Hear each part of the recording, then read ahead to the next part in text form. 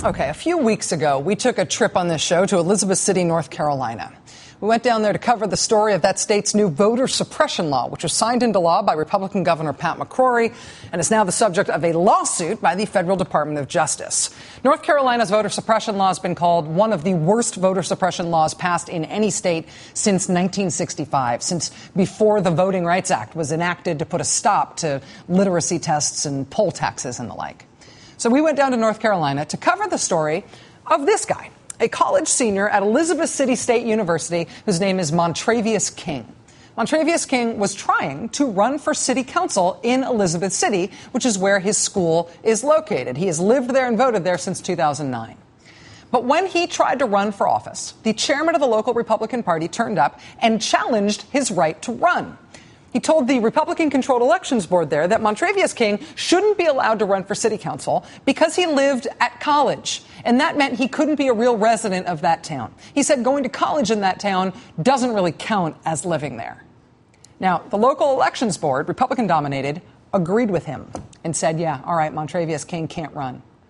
And the really deep thing about that decision is that the residency requirements for running for office are the same as the residency requirements for voting. So if Republican activists and Republican elections officials are going to start blocking college kids from running for office, that lays the groundwork for them also blocking every college student in the state from voting in North Carolina. Well, Montravius King in Elizabeth City decided he was going to fight that board's decision. He was going to fight for the right to run for office and the right to vote. He was going to fight for it for himself and for every college student in North Carolina whose voting rights had been put in danger by the way politics have turned in that state. So we went down to North Carolina to talk about the impact of that law and to cover Montravius King's fight.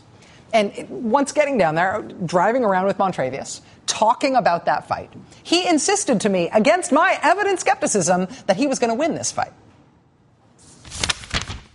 I can tell that you have the appetite for the fight. I cannot tell from talking to you whether you are just spinning me by saying that you think you're going to win. Oh.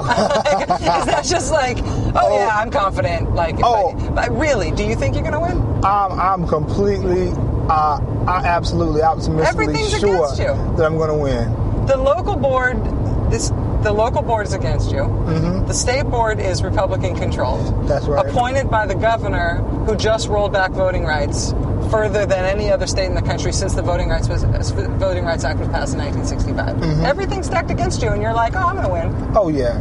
I'm completely sure. And not only do I know that the students are behind me and support me, but I believe that a large number of people in the Fourth Ward are going to vote for me.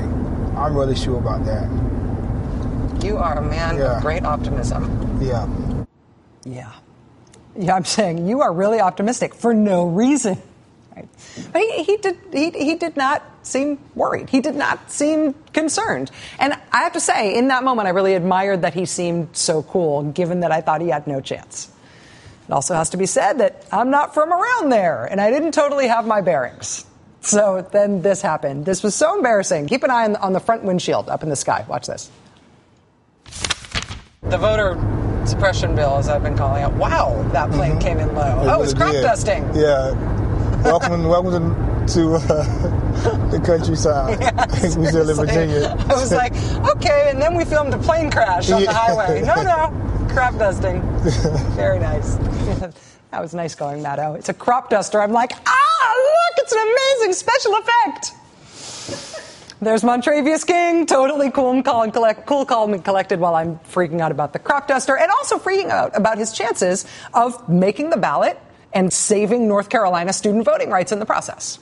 Well, last month, the State Board of Elections, Republican-dominated, heard Montravius King's appeal. And at that hearing, the same local Republican Party chairman showed up to say Montravius King should be ineligible. But the board voted that day, and they sided with Montravius King. They voted that Montravius should be allowed to run for city council. And I'm not going to lie, I was surprised. The deck was stacked against him, right? So that was me being wrong the first time. Wished him well on the race, of course, but nobody was really sure how it would play out. After all he'd been through, his chances of winning seemed pretty slim. But then last night happened. Last night, Montravius King won. He won a seat on the city council. He became the first Elizabeth City State University student and the youngest person ever in the history of Elizabeth City to win a seat on the city council. And he was the top vote getter in the race. He swept up 38% of all the votes cast in a race in which about 1 million people were running. He was the best vote getter by far. So there you have it. He won. He beat the odds to get on the ballot. He beat the odds to win. And maybe I just don't understand the odds very well, but either way, I was wrong, and I stand very, very happily corrected. And Mr. King, congratulations on a fight well fought. Now you have to be a good city councilor, because we're all going to be watching. That does it for us tonight. We'll see you again tomorrow night.